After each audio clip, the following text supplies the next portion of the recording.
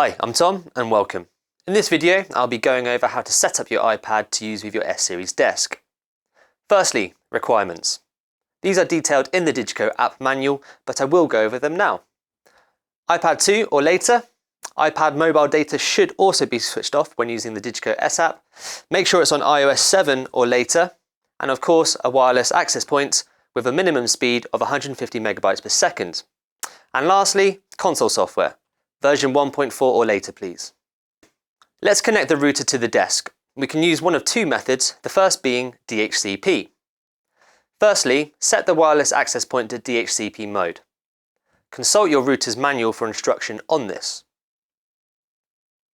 Set the console to receive an IP address via Dhcp.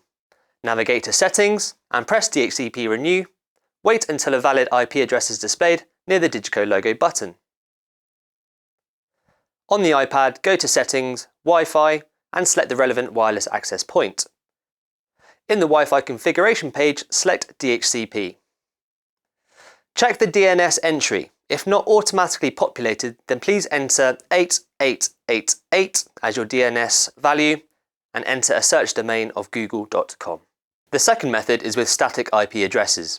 Firstly, set the wireless access point to have a static IP within the same subnet as the console. For example, I'll use 192.168.1.10 with a subnet mask of 255.255.0.0. Set the console to have a static IP address within the same subnet as the wireless access point.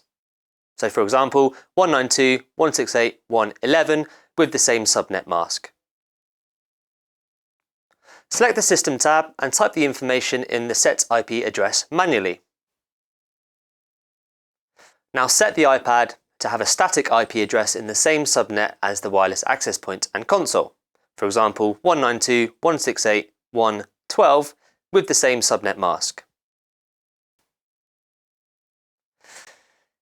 In the Wi-Fi configuration page, select Static.